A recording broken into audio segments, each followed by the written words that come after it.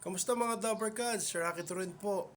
Grabe, napakabilis. 2 years ago na pala yung paglisa ng TVJ at ng legit Dabbercats sa Tape Inc. Kung maalala nyo to, hindi na sila pinag-live. Tapos, nag-live sila mismo sa main account ni Main Mendoza. Tapos, ayun na nga, in-announce nga na eto na yung huling araw nila sa tape at maraming nagulat.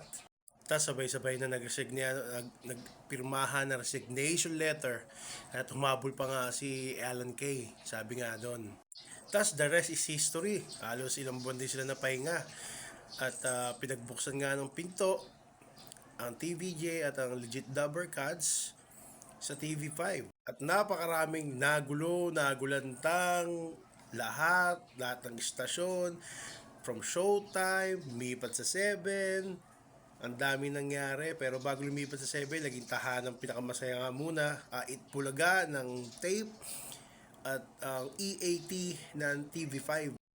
So hanggang sa nilaban nila, nawala ang Itbulaga ng tape, hanggang sa naging tahanang pinakamasaya, hanggang sa nawala, EAT, Showtime, lumipat sa 7, talagang gumulo at lumindang lahat. At meron pa ako natatandaan dyan yung pinakamagandang t-shirt na ginawa ni Joey De Leon, ni Boss JDL, nung Halloween.